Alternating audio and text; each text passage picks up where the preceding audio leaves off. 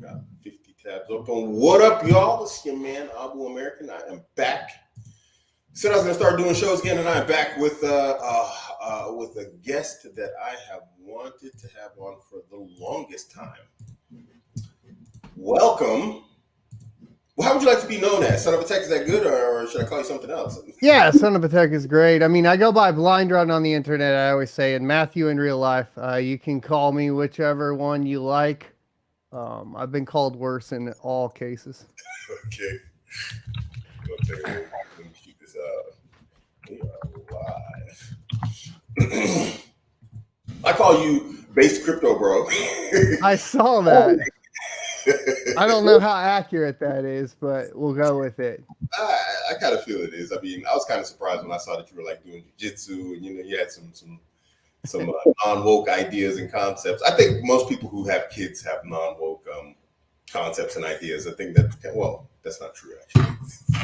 Yeah, I don't know. Those terms are triggering terms these days. So it's always like you're either woke or based, and you take the red pill or the blue pill, or I don't know. They're adding all these new pills. There's as many pills as there are genders these days, so I can't keep track anymore. The black pill, I don't even know. I'm familiar with all of those. I mean, not all of them, but some of them. Yeah, I was deep into that entire zone, and I kind of backed out of it because it's like, there's some aspects of it. Although they've been helpful to me, I find some of them to be just weird. Yeah, it's anytime you place your energy on something, you have to question if that's really where you want to put it, right? Yeah, indeed. Second to check something.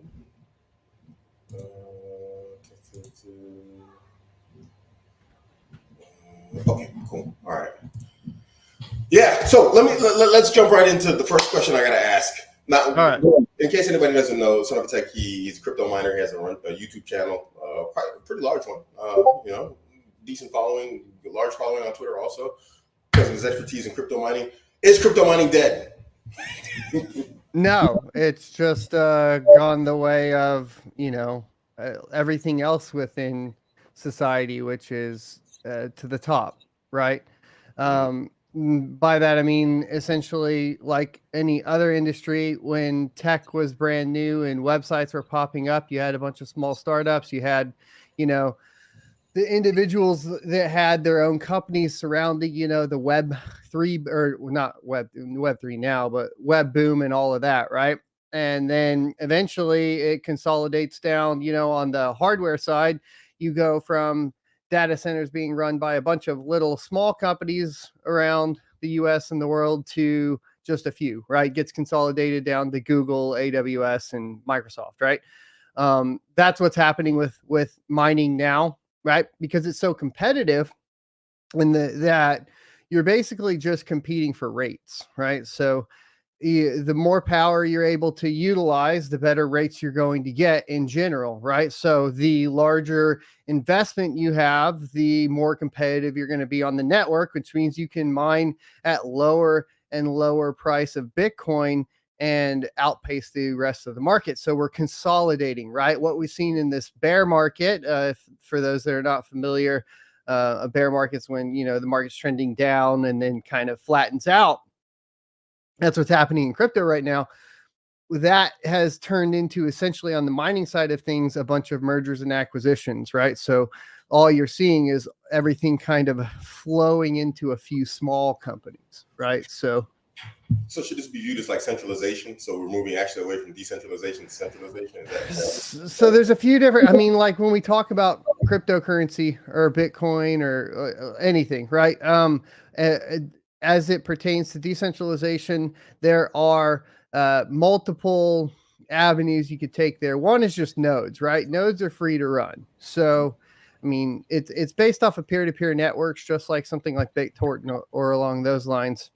And those nodes don't require any power or very little, right? So that is part of that is what signals to the network, hey, there's been a change done.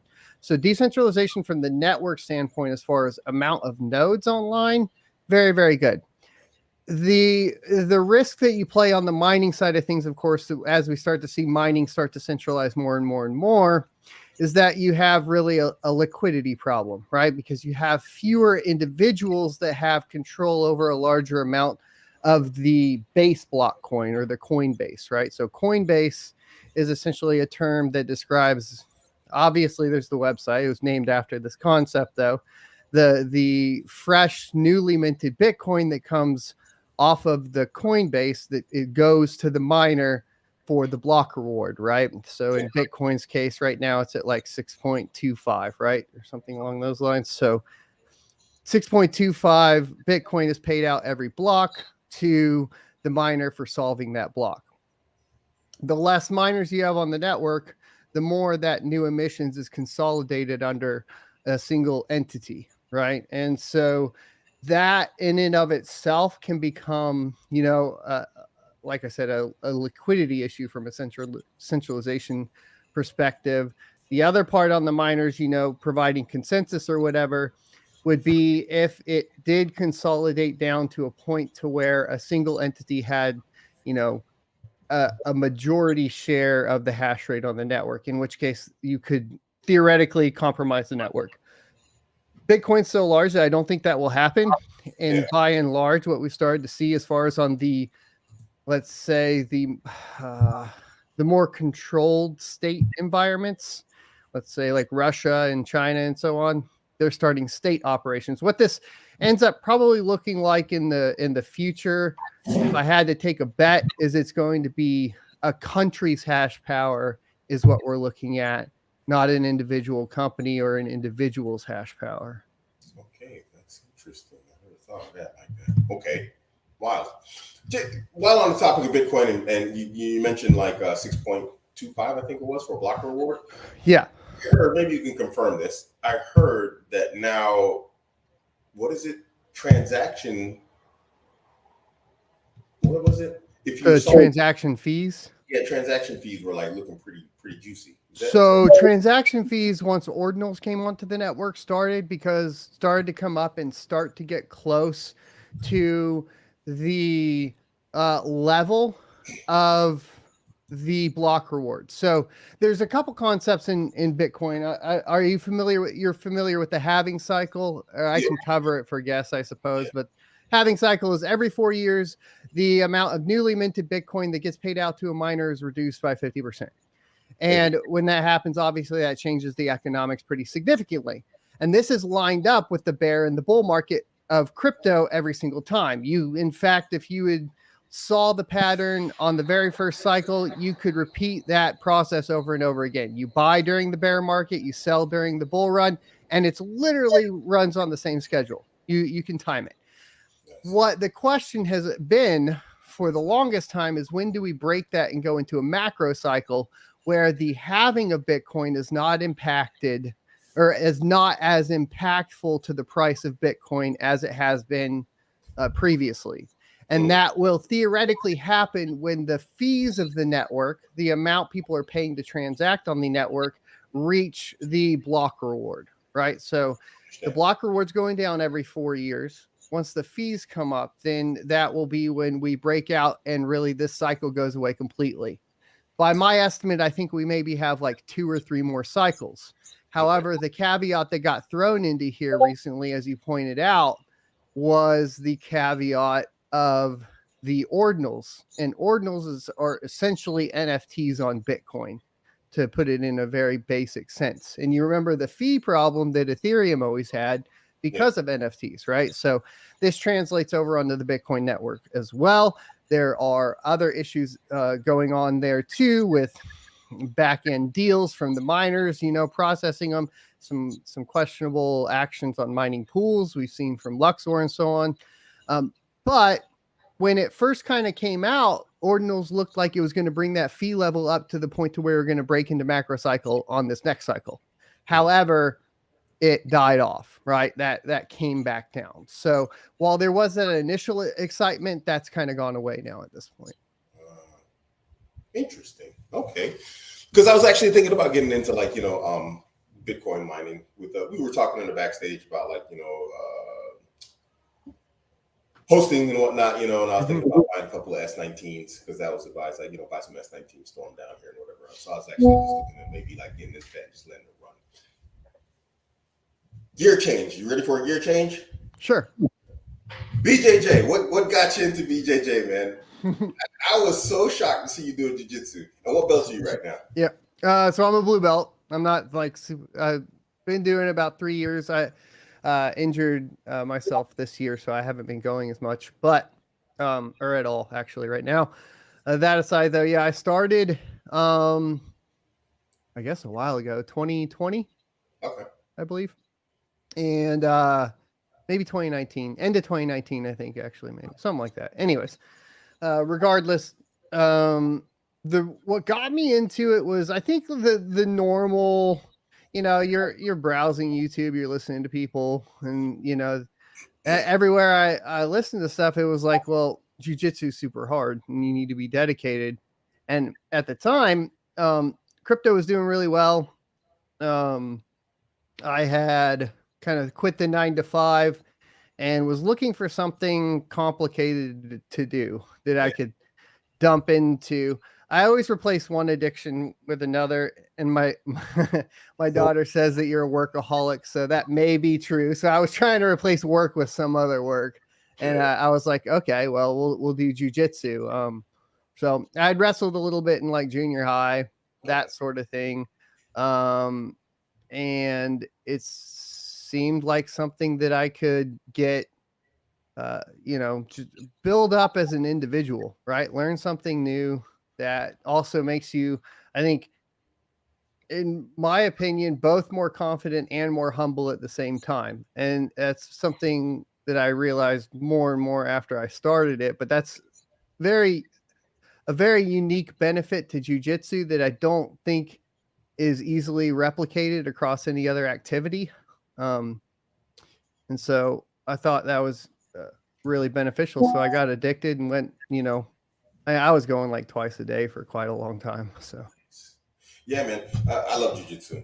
I've been telling my viewers for like forever to get into combat sports for the very reason that you just mentioned. Is like it changes you in imperceptible ways that generally the person who's doing it doesn't recognize themselves. It's like bodybuilders; they never think they're big enough, and then man, you're getting huge, and then you look in the mirror and you're like, because I usually weightlift. I haven't been in the gym in a while, either a jiu-jitsu one or just a weightlifting one in a while.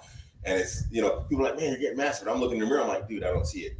And so jiu-jitsu changes you in that same fashion in terms of like your confidence and the way that you operate in just daily life. And it's imperceptible to you as an individual, but most people who spend a lot of time around you, they tend to notice it.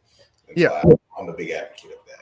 I think it's along the lines of what people recognize with things like spiritual or enlightenment and so on too. It gives off that aura, right? It's hard to explain, but if you are going out in social circles, and you can definitely tell the difference between somebody that practices a combat sport and somebody that doesn't pretty quickly. Absolutely. Speaking of which, you competed also, didn't you? Did you compete? Yes, sir. Yeah, I did. Yeah. How did that go? It went good. I have a gold and a silver, a couple silvers, a bronze. My son competes too, so that's been. He got spoiled on his first competition because he just went gold, and then he went from the 5-year-olds to the 6-year-olds, and then got pretty much destroyed on his next competition, which was fun. But those are good lessons. It was a pretty. As a parent, those are the lessons that you can just kind of build off of and talk to, on the drive home or school the next day or whatever, hey, you got to practice more, Absolutely. I think it has to happen. Yeah. I mean, where is the progress if you're always the hammer? You don't improve, and then eventually someone who's just frustrated from always getting crushed, his focus and his drive to improve is so significant that one day he just like overlaps you. He just jumps over the top of you, and just you're like, where did this guy come from? Yeah. I don't know if I have a black belt under Machados. So for me, I think it was about 9 months straight, and I was training. I was training 6 days a week. We didn't have 2 times a day, but I was training 6 days a week. I think for like 9 months, I started side control bottom simply because it was probably one of my worst positions that, and I'd always get, caught, tapped, Kimura, whatever else, and I was like, okay, this has got to stop. So I always started that position every time I started rolling with, no matter who it was. And at some point, man, I became a master of like just reversing that position. And, yeah, so I think you gotta because I'm really good at dynamic, like on the fly thinking. I'm a spatial thinker, so jiu-jitsu really worked for me. I can watch a jiu-jitsu tutorial and I can literally do the technique. Do it, yeah. I drilled it. So that's one of the benefits of being a spatial thinker. One of the problems is I suck at like math and stuff. So anyway, that really put me in a position where it's like, okay, I noticed that like when I'm just rolling and I'm being the aggressor, everything's good. But then if I get into a bad position with a super high level fighter, now I'm kind of stuck. And so I'm like, I need to translate that ability, into like, I guess lose, fail situations, positions. And so, yeah, when I didn't have when I wasn't in a position to fail or get crushed, I actually created it, which was to start side control bottom. And that's a sucky position. Even though I'm used to it, I still hate it. Yeah, no, I mean, and it's, I think being side control bottom with somebody that is significantly heavier than you too can be absolutely brutal. And I did implement a lot of that, different types of strategies like that into my training. We always do like 5 to 6 rolls at the end of class, 3 to 5 minutes, sometimes longer. We did do king of the mat and stuff like that, but usually every week I go like Sunday today, like when we're done here, which I'm not doing jiu-jitsu, I'm doing yoga now, just until I rehab everything. But I'll go through, and I do this even for yoga now, and I will write down, just set the goal for the week, right? So for jiu-jitsu, I would split it up into like a takedown, and then a position, whether that's like bottom side control or whatever, and then a submission. And then I would tell myself, this week you're only allowed to do these. And I would usually pick like ones that I wasn't good at. And then like on Friday, I'd be like, now Friday you can do whatever you want. So Monday through Thursday, I'm hitting the 3 things that I think I need work on over and over and over and over again. What you find is like, there's a lot more opportunities for a double leg takedown than you may have ever really realized that there actually were, right? Yeah. There's a lot more opportunities to get yourself into, whatever position that you're trying to get into, whether it's like close guard or whatever, right? And then there's a lot more opportunities and ways you can get yourself into pulling a specific submission. And so that just that's what helped me open up my brain with jiu-jitsu as far as like not being so stringent. Because when you're first starting, you end up just you learn whatever move it is in one specific way. But if you let your mind get too tied to that, you'll miss all the other opportunities to execute that same move or position. And I actually have some videos up of me rolling with some guys. We would just pick a body part. So it'd just be real random. And your opponent knows the body part. So I'd say like left arm. And that's the only submission I could pull. So I had to somehow get his left arm and submission. And he knew I was trying to go for his left arm only. So it was really like, it really made you think outside the box, and do some crazy stuff, which actually turned out to be like, okay, I can systemize this and I can make this into something. Yeah. Yeah. What's your favorite takedown? Favorite takedown.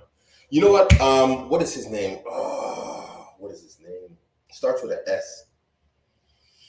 He has it's a gi move because I'm a gi fighter. I prefer gi. Yeah. And you cross grip on the sleeve. There's a name for it. And then basically you forward roll, hook the same side leg. So I've got his right sleeve. Then I hook his right leg, and then I sort of roll over with my body, and my left leg goes behind his arm, and then you just roll over and you take him down. There's a name for it, and I forgot the name of that move. Man, that takedown I can land almost any single time. I really wish I could remember the name of that move. I'm blanking. But I'd have to go through like 7+ plus years back. Find it. You know, I don't know the name of it. There's a specific name. It's named after a fighter. It starts with an S. And I saw it and I tried it, and it's just I can land that almost it all the time. Single time. It sounds similar to just pulling deep half. And rolling through it. When you come up on top, you'll end up on side control. If you're really good, you can end up on mount. Okay. I could explain it. I wish I could. I'll send it to you on Twitter when I find it. Sounds good. Yeah. What about you? Favorite submission? Favorite submission? I'm gonna derp on the name as well. Probably, but it always starts from like a string of submissions. So it's just going from close guard into like a cross collar choke, and then trapping the arm, and then you hip out, and it's like a arm bar. It is a close guard arm bar. Yeah. My two favorite personally are the baseball. Okay, baseball choke. I don't know why I could get those so easily somehow. I get it from weird positions too. It's the weirdest thing, you know. I'm pretty good with triangles, but somehow I got really long legs. You know, I'm like 6'3", so triangles I could kill, but somehow those two, they're just I don't know. I struggle catching triangles. I need to practice more, but I've always struggled with catching triangles. My coach was really big on triangles. He loved them, and it's like, so we had a lot of drills, like, you know, when you do one from side control, we're like, from guard, you're acting like you're going to do the scissor sweep, but then instead of, you know, doing a scissor sweep, you go over the arm, and then you bring your leg up over the shoulder. And that one is like, I mean, I've caught black belts with that. I mean, I didn't finish it, but, you know, it's so sneaky. Yeah. Expected because they brace for, like, you know, the scissor sweep, and then you catch them with triangle. So it's really, you can catch it. You can catch from side control bottom. You know, you can do an inverse one from there. It's so many different ways to catch it that it's kind of like, you know, it's my favorite thing. Kids, change gears again. Well, not. How is that, man? It's like, you know, my son, he's 4, so we just started riding motorcycles together. But, you know, I saw that. Conversation with him is kind of difficult. That must be kind of awesome to, like, you know, have that you both do jiu-jitsu type of thing, you know, to like talk about and like bond over. How do you find having kids? So having kids is great. My getting my son into jiu-jitsu, it wasn't up to him. It wasn't a question. Okay. You know, it was, you're gonna go, and we fought over it a lot. We have a lot. And then when actually mid tournament, when we went into that one when he was 6 and he was losing, he lost the first 2 rounds, and he went outside. He's really upset. He's like, I quit and all that. And we had to sit down and talk to him. Like, you're not quitting. You're going back in, throwing a bit of a fit and stuff. And I was like, you're going to cut that out. You're going to go back in. You're going to continue, you know. And that actually ended up working out good because he did win. And then he ended up, you know, not winning the whole thing, got pretty smashed on 2 of those, but then, you know, ended up, you know, actually medaling and getting the bronze. And I was like, if you would have quit, you wouldn't have gotten that. So easy lessons, you know, life kind of sometimes just gives you the lessons, you know, you don't have to push too hard.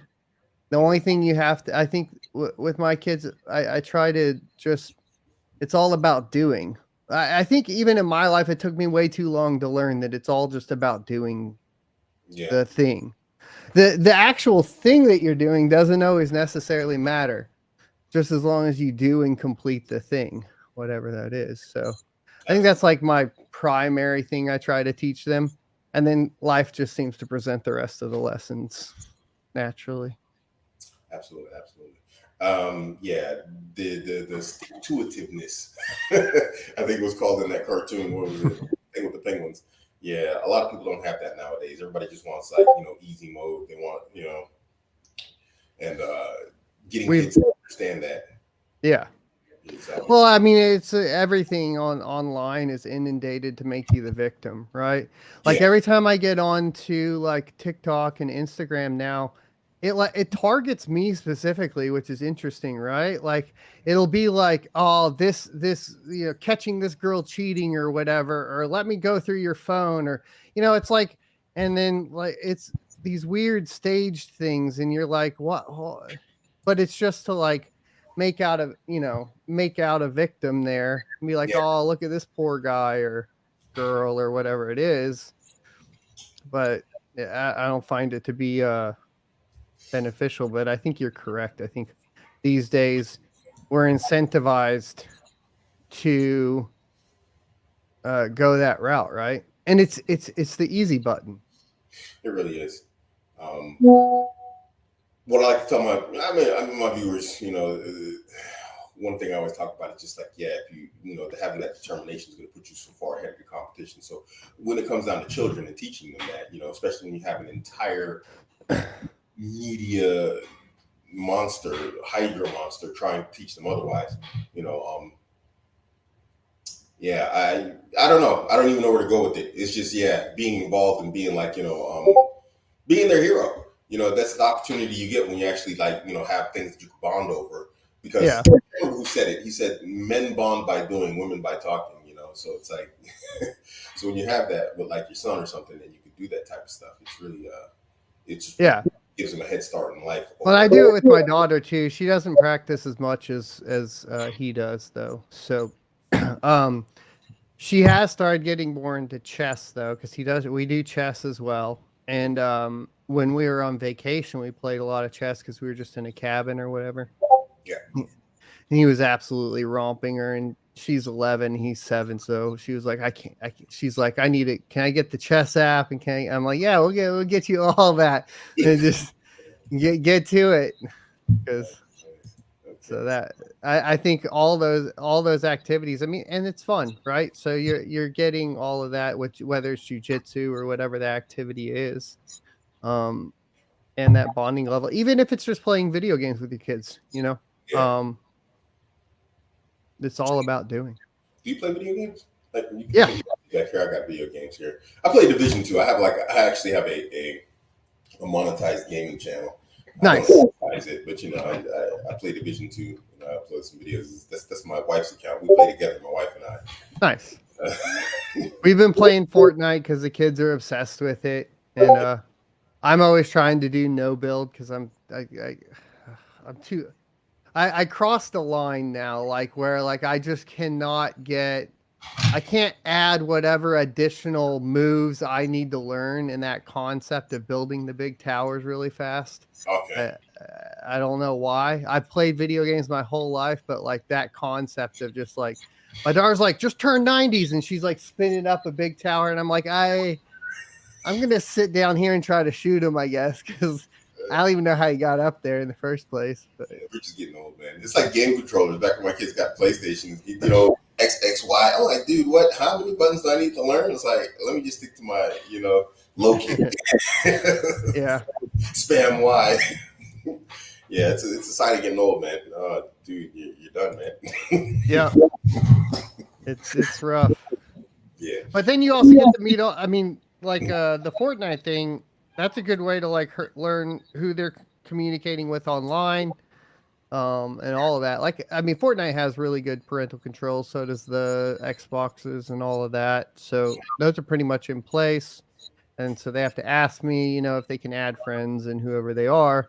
But even then, you hop in, I'll hop in on Fortnite, their friends hop in, and I just play along, mute my mic and listen to them. Just to, you get a good bearing on like what kids are talking about these days. They're doing it in a form where they feel comfortable or whatever. And so that gives you more topics to discuss with them later too. What do you think of that? Now, this is always like a dodgy conversation direction to go. So I guess, we all got to be careful. What do you think about the direction the world's going in terms of like, what they're trying to impose on children in terms of like, certain agendas that have to do with rainbows and the alphabet and whatnot? I mean, as a parent, how do you feel about that stuff? I mean, me, I'm a Muslim. So for me, I'm I'm just gonna say uncomfortable. That's speaking exceptionally mild with like, anyone speaking to my kids about, booty intercourse and, oral and all these types of things. Let the kid just be a kid. I got to be a kid. Let my kid be a kid. Yeah. So, I find that very uncomfortable. Germany, it's illegal to homeschool. I homeschooled two of my kids. They did very well. They turned out very well. Actually, three. And since it's not an option here, now it's kind of like, you're kind of stuck with that type of stuff, and they really push it like everywhere you go. I find it problematic. I don't know, as a parent, how do you feel about the direction the world's going with that? So, I mean, the world as a whole, I always like the line of like, it's the end of the world as we know it. It's just, I go back to that song all the time. And that concept is like, for me, it just helps me remember that like the world is always changing. Everything is a pendulum, right? You could look at any religion, and there will be some sort of mention of swinging that pendulum back and forth. That where there is good, there has to be evil. At least in the way our world functions, good cannot exist without evil, hot without cold, right? So It's an interesting way to see it. I expect these things. So I'm a big fan of Stoicism as well, which is, do not worry. Basically, the concept of not worrying over the things you can't control, right? So to a certain extent, if I don't like it, like the agenda at the school, that's on me as an individual to, if I can affect that change. Move my kid, which I did, by the way, to a different school district after going and touring all the schools. We moved counties. So if I can affect change, I will affect change. As far as the perspective of a school teaching ideologies. So first of all, I have to make my first argument, right? Which is, this is an ideology, not something else, right? So, or not education.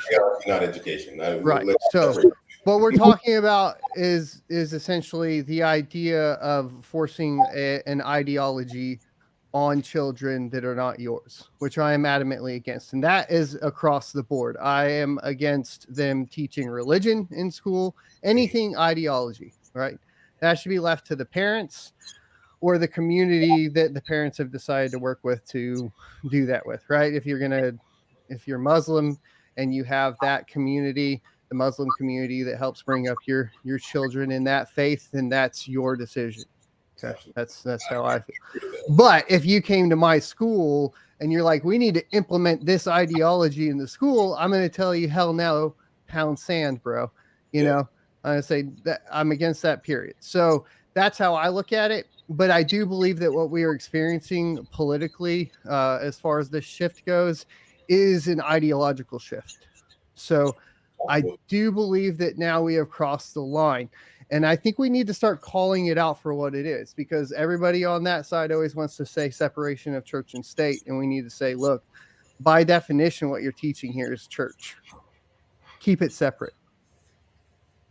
Do you see that happening, though? I mean, when we look at like the way everything's going and how passive the local society is, do you realistically see something like that happening where people are going to call it? I see frustration, but I don't see a change. You see what I mean? In my area, that's different, right? There's definitely changes in people going into school boards and stuff like that. So I see that change happening here. Internationally, or even nationally within the U.S., depending on the state you're in and so on, that may not be the case, right? There may be a little bit of what do you call it, passivism towards it. I think the problem there, though, is that our focus globally has shifted to pure materialism, and is heavily influenced by social media to perpetuate that, and to a point to where we've become zombies based off of our incomes and what we can purchase. Yeah, I'm listening right now to a book called The Fate of Empires. Something, I think his name is Arthur Gluck. No, Sir John Gluck. And dude, it's surreal. When he talks about like the collapse of empires, everything we're seeing right now has happened before, from Rome to Right. the Byzantines to the Greeks. You name the empire, even the Islamic empires of the past. What we're seeing is not new. Mm-hmm. And so it's kind of scary because two things generally happen at the point we are, according to John Webb, which is the collapse is inevitable. It doesn't change. It doesn't turn back. There's a loss of, for lack of a better word, I guess we'll call it patriotism. There's no altruistic, community idea, concepts whatsoever that, we're a group of people, we're going to take care of each other as nation state people or whatever else. All that's gone. It's just individualism based off of like profit, making money. Mm-hmm. And then to top it off, because the power vacuum and gap that's created from the collapsing society, which can take, several generations, a breakout culture pops up that doesn't have these problems. And it's usually like a very poor nation with very savage, hungry, angry people. So when I look at like the way we're going, I'm truly concerned. Because I have children. I have 10 children. So, I'm worried about the future for them. And so, when I look at all of this, I'm wondering how, like you said, we focus on what we can change, but I don't want to be a pessimist or what's the word called? Nihilistic. But I don't see a change in the decline. And so I see changes on individual countries. So like you make a good point where like less prosperous countries there will be a power shift dynamic that happens. Yeah. The most current one that I think is happening that's very clear to me is El Salvador. They have adopted Bitcoin. The president has. They're going to be powering a lot of Bitcoin mines off of that volcano over there. There's no tax on Bitcoin. And in addition to that, they've used that Bitcoin now to fully fund their police force to arrest all those gang members that they're having issues with and lock them all up. And they have one of the largest populations of all those. So, if we're seeing a shift, I'm like, okay, well, I just recently was going to get my passport and I'm going to go down there and figure out how I can just set myself up for a work visa or whatever in case there is a need to go somewhere else. Right. I think it's a slow enough burn and there are shifts that we can take, but I do agree with you that it does appear to be cyclical and those shifts may not be taken. In fact, maybe it is inevitable, right? I do like the line when the disciples went to Christ and said, and this would be more along the lines of Christianity or whatever. And they said, when is the end? And Christ replied, when you know the beginning, you'll know the end. And that to a certain extent, implies that this is a cyclical nature and this repeats itself over and over again. And as human beings, we're almost called to recognize these patterns. Yeah. And not recognize them necessarily to affect change either, but just recognize them to learn, right? Absolutely. I think that's all we can do at this point. With the cyclical nature, Glove said every 250 years, roughly. He showed like every single empire that. Yeah, I've heard the theory. That history books has been between 230 to 270 years, which they roughed out to be like 250. It's insane, and we're like on our 200 and something. Right now as Western society. So yeah, that's it's just something I think about a lot as a man with like children, and I have to think about the future, not only in terms of myself, but as multiple generations that come after me. So I wanted to get your take on it. We got some actually crypto questions here. This is one. All right. What do you think of XRP? XRP is the equivalent of the Antichrist, right? But XRP can be the basically the thing that integrates all of the banking systems in a centralized manner that gives the power to the government and not to the people. Just utilizing blockchain technology to do so. So if you're looking at it from a perspective of investment, well, it's clear that there are some people that have been incentivized to call it what it's not, which they're basically saying, from the perspective of individuals investing into it, it's not a security anymore, which is, I mean, if you look at the definition of security and it being proof of stake, it most definitely is a security. From the perspective of I'm more libertarian as far as that's concerned. I don't regulate it anyways, but XRP from a fundamental standpoint within cryptocurrency goes against everything that crypto was supposed to stand for in the first place. I'm not a fan of it myself. I've got like a Telegram group, and we got a brother in there. He's a XRP, lover. He just absolutely loves it. I don't think there's a single day he doesn't talk about it. So I just if I was typing and I just said you called it the crypto version of the Antichrist. He's gonna love that way. Do you do any trading, or do you I mine? The effect of my trading is if I mine something, I have run a few shorts and some stuff like that just to play with it. I play with tools or whatever, but no, I don't focus on trading. I did technically traded some Bitcoin I mined for XRP 3 weeks ago, a week before they got called not a security, because I was doing a deep dive on the new CBDC and found out that basically XRP is in bed with the federal government, and I was like, oh well, that court case is going to turn out good. So right before the big pump, I bought a bunch and then sold it as soon as that pump happened. So nice. Some little stuff like that, just from reading, because I mean that's what I do on my channel. I go over cryptocurrency news, and sometimes when you're deep diving into some of those things, you're like, oh, I see what's really going on here, right? This is the U.S. federal government's working with these guys to manipulate this market. That's what they're doing. Ooh. And so you go, okay, I'll be able to, play the game. Yeah. At the end of the day, that's kind of what's happening. I think with a lot of the crypto stuff is if you can figure out, when they're playing the game, just play along with them. Yeah, absolutely. I've been trying to get on Nancy Pelosi's tradings. Yeah, exactly. So. Let me ask you something. I haven't been on whattomine.com lately. What's hot right now? What is let me take a look. So what to mine is kind of outdated now. The new website's hashrate.no. Hashrate.no. Yes, sir.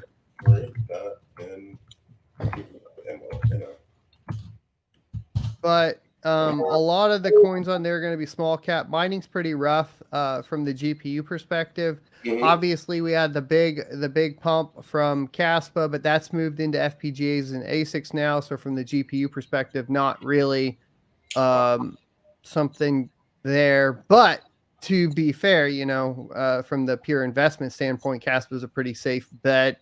Just from it solved the trilemma. In cryptocurrency, it is looking to be the fastest proof of work layer 1 chain, period. Probably be faster than most proof of stake chains too. Once they're working on a Rust conversion right now, and once the updates are out, so the alpha for that right now is looking really good. Yeah. And then follow up to that from the GPU mining side, Dynex releases version 23 of their network this week, and Dynex has really been kind of the go-to for GPUs, and that is a proof of useful work coin. Technically, the first proof of useful work that's actually worked ever. So, wow. Yeah, because I got my GPUs back here. You can kind of see. Yeah. Back there. There's one on. It's got we're going to fall apart, but and they're just unplugged. I mean, Germany power in Germany is just it's just so ridiculous, dude, what they're charging nowadays. They actually had to put the government had to actually put stops on it because people were paying €1,000+ a month on power because it's just gotten so expensive out here. So it's look, we can't have this. People will they'll be working to pay electricity and they won't eat. So mining is out of the question right now. So I'm just losing corner place. Let me ask you something. H&S, what do you think? I was a big fan of H&S. I'm not really sure. Has that continued? Is that still a thing? Do you know? They've gone through a lot of bumps. I think the HNS network or Handshake network is still up. Yeah. But I haven't heard anything recently. So I have a couple of their ASICs. Yeah, me too. That's why I was thinking. I wanted to send those down. And I think they're cranking, but I don't think they're profitable. I just have the little mini ones. Okay, I got the big ones. I got the HS HS3 Light. Okay, HS3. I got the big ones. I got the HS Lite, which is the bigger one, and then the HS Box. But those are okay. Those are both from Gold Shell and Gold Shell. I remember what I did most recently. Gold Shell released a firmware where you can mine Sia Coin with the H&S boxes, and they're on Sia Coin because Sia Coin is more profitable, and Sia Coin is AI. So yeah, okay, yeah, you can do that with the HSCs. You can switch between Sidecoin and H&S. Yeah. So the Sidecoin's the way to go right now. You could dual mine on them, but it was kind of crappy. Like you wouldn't make good profit on either one, so it's kind of like you would better pick one or the other. One or the other. There it is, right there. Hold on, let me see if I can pull this up. Consent. Let me see. Me and my share screen stuff here. Present. Give me a second. I'm old. Okay. No worries. Right there. Yeah, this is the one I have. I have two of these. Okay. Yeah, so they have the firmware, and you can do Sia Coin on them. Yeah, as you can see, they are not profitable anymore. Things running negative numbers. Does that one add? Oops. Or does that show calculations for Sia Coin or just for? This is showing. Let me see. Handshake and Blake 2. Yeah, they're showing both of them here. Okay. Negative $2 a day, and like Siacoin would be negative 28 cents a day. So it'd make more sense to mine Siacoin. Yeah. And then get your power rate down. Yeah. If you can get. I mean, like that's really what it's all turning into now. That's why I said, it's consolidating everywhere. Because the big farms can also participate with curtailment, which is what a lot of the power co-ops and companies are looking for. We got an XRP shield here. It says XRP is for money what money was to gold a century ago. It's going to upgrade the current monetary system. If they are the Antichrist, then so is the internet you're using that replaced the post mail. I don't know if that's a good comparison, bro. So from a fundamental standpoint on cryptocurrency and Bitcoin was created to replace the traditional fiat system. And it was supposed to get rid of banks and government participation within your financial system. So if you're talking to someone like me that's more of the fundamental cryptocurrency guy, I'm going to be against any company that's trying to directly work with banks and governments to facilitate the payment system. Here. That's it. So I don't think that I think that the banks have proven that they're corrupt. So I have no interest in working with them from that perspective. And that's really the problem, right? Like the CBDC in the US is going to be working with XRP. So I'm adamantly against CBDCs, XRP's participation within that, and any help they're trying to give to traditional finance. Yeah. We see what they do right now with fiat currency. They're not going to do different with digital currency. It's going to get worse. Yeah. But FedNow in the States just launched, what was it, 2 days ago? Thursday or Friday? So it's out now. Most people don't even realize it. Your next tax return is probably going to be required that you download the FedNow payment system. All of the, any welfare is going to be paid out through there. They'll onboard everybody that's poor. I was explaining this to somebody because they were like, well, nobody will adopt it. They'll just use cash. I was like, fuck, they won't. Well, as soon as they tell you, you have to do this to get your tax return, everybody's signing up for it. And the goal is just make people poor enough that they get a tax return, right? Like all you got to do is make the population a little bit more poor than they were before. and then give them benefits and make them dependent on the government. And then the steps after that are pretty easy. Like they've lined it out. You can go on the Federal Reserve's, webpage and look at it. They even mention that they can work on liquidity issues 24/7, 365. What they mean by that is that they can print more if they want to at any time to deal with any liquidity issues they may run into. And then you compound that fact with the summit coming up here in August with BRICS. Are you familiar with BRICS? Yeah. So the BRICS Alliance is having their meeting on the 22nd of August, and there are 22 new applicants. 22 countries have now applied, and they will be announcing that on the 22nd of August and accepting those. So you compound the fact that we've already printed way too much as far as the US dollar goes, with basically an entire alliance with now what will be 27 countries and another 5 applications that are coming in or something like that. They're trying to build a competing reserve currency, and you're talking about a complete financial shift in power. Like the US dollar is not going to be around forever. So you go back to that 250-year cycle, that's going to happen within the next few years. Most people call me crazy. They've been calling me crazy for 2 years. Everybody told me I was full of shit that when I said that FedNow payment system was coming. Well, now it's here. It's launched. It's functioning. And this is the next step, right? And the problem is that for whatever reason, I don't know if it's malicious or what, but our government, as far as the state side goes, doesn't seem to give two flying flips about BRICS because they don't consider it a threat. But we've already pissed off Saudi Arabia. Obviously, we have terrible relations with Russia. Yeah. Our relations with China are going into the shitter. And meanwhile, China and Russia are buying up tons of gold to back this new reserve currency. And everybody's saying, oh, the US dollar can't fail. And I'm like, I don't know, man.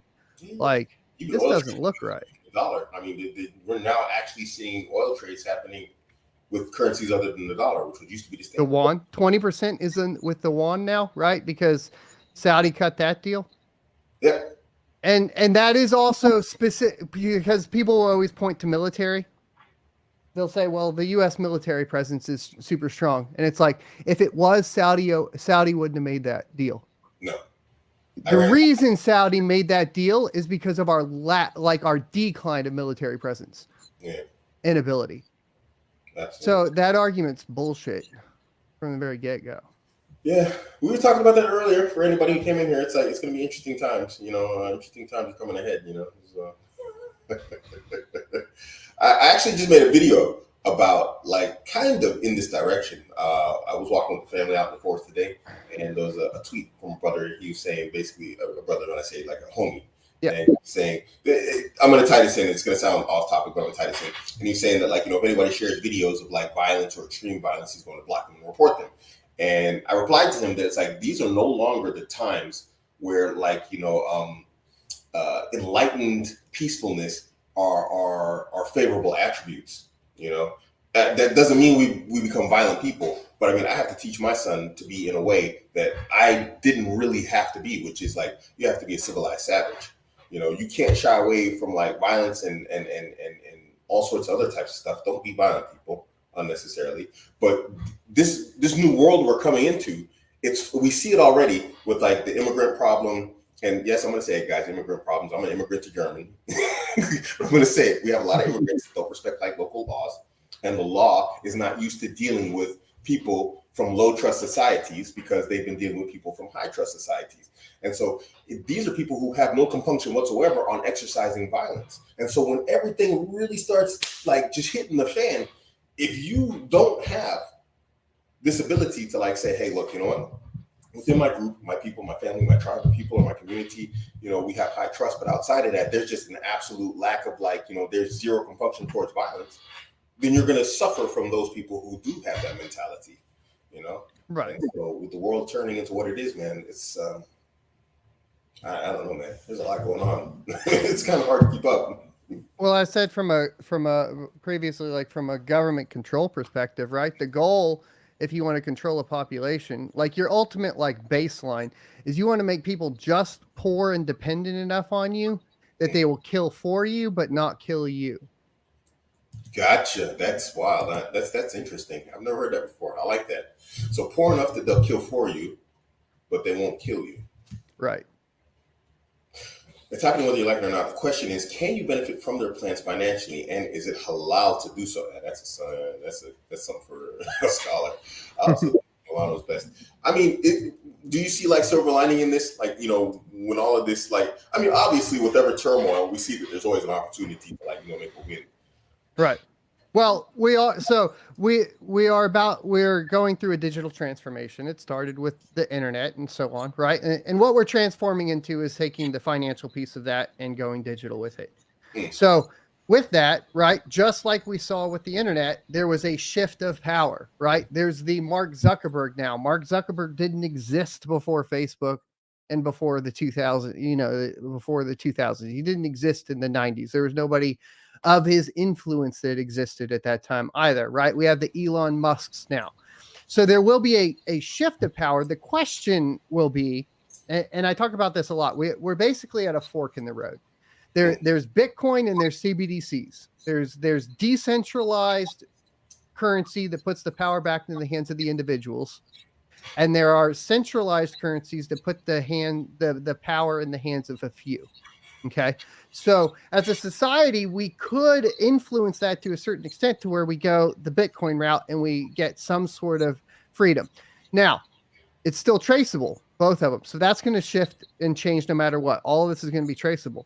The thing is it's like this. I forgot the movie, but I think it's like, was it 19? I don't think it's 1984, but basically everybody in the house has like TV screens and it's feeding them propaganda all the time. And at the same time, there's a camera in every single room and a TV screen in every single room. And you can see what everybody's doing everywhere. Right. Well, there's another concept that was brought up after that. And I forget exactly which dystopian future book that was, but there's another concept that came up after that where you have a camera coming in and you have a camera going out. So you can also watch the government. Bitcoin is the camera going in and going out because it's transparent. You can't manipulate that. That way, the public can audit whatever the governments and financial institutions are doing, just like the government and the financial institutions can audit whatever the individuals are doing. So that's our path. We could do that where we can both audit each other, right? The society can audit, the people that control the society, or we can go the route of, well, basically the government controls everything, can fully audit you, and you have no insight into what they see. And that's the digital transformation that we're going into. I don't know which path is going to happen either way, but it is safe to say that no matter what, there will be a shift of power and there will be a ton of different opportunities for individuals to take advantage of that. And right. Even if it does go the fully centralized route, right? Building payment systems, right? Help building payment system services that are going to help businesses adopt the new financial transformation, right? Consulting services, all this type of stuff. There's opportunities everywhere for that, right? So educating yourself on where that's headed, understanding blockchain in general is going to put you in an advantageous position, I think, as well. And then kind of going from there. So yes, the power shift, the power dynamic is going to shift regardless. The question is like how many people actually get to take advantage of that? Like with the internet, right? It was a select few, right? Yeah. And even computers, right? You had your Bill Gates, your Steve Jobs, your Mark Zuckerberg, and whatever. It's not like it dramatically shifted that dynamic evenly across the population. I think Bitcoin has a better chance of dispersing that power dynamic shift more equally than a CBDC does, though. Okay. We're up on 58 minutes, guys. I was going for 1 hour. I got 2 more questions. All right. Ethereum. Good guys. Well, I mean, they literally came out and called decentralization a meme 2 weeks ago on their dev call. So they're pro-centralization now. They're moving further and further into it. It's clear that, the relations that I've heard about with their talks with the SEC and so on, it seems like to me that they're slightly corrupt at this point. I've never been a fan of the entire dev team. They were so hostile to minors who actually, helped them establish and bring them to where they were. And it's like, you kind of crap on the guys that brought you there, But that's cyclical. Isn't that everything in this world to a certain extent, right? I guess so, yeah. And the second and final question I have, Elon Musk, is he a good guy or bad guy? If XRP is the antichrist of crypto, he's probably the antichrist of tech, right? I don't know. I mean, it's kind of like the Donald Trump side of things, right? You could call Donald Trump an antichrist, but enough people hate him that it's probably not true. Same with Musk, right? Enough people hate him that I don't think that would be true until he puts, implants in our brains and everybody likes him just out of necessity. They program you to like him. Yeah. Mark of the beast, bro. Metro with $5 super chat. Thank you. Jazakallah khair. Abuamerican for allowing us XRP bros to get our questions in. Yeah, alhamdulillah, you didn't pay me in XRP, so thanks. Yeah, what is the currency first? Take that fiat currency. Yeah. So 1 hour. Thank you for coming on. This was fun, interesting, learned a lot, definitely. I've been wanting to do this for a long time. I wanted to ask a little bit more stuff. Man, the conversation, I'm very satisfied with what I heard today. Anything you want to drop? Anything that's going on? Channel? No, I mean, for the XRP guys, I mean, the price is probably going to go up. You got government and financial institutions siding with you. So, that's probably good. There you go, guys. But I might grab a bag and then sell it. But other than that, yeah, no, I mean, I got nothing. Thanks for having me on. It was fun. I think I answered questions I wouldn't normally talk about on this platform. So okay, cool. Nice. All right, guys. We will be back next week with the Syndicate Discord. If you're not on Discord, go ahead and join. I wish you good night. I have to get on the road to Berlin. Sweet. All right, have a good evening.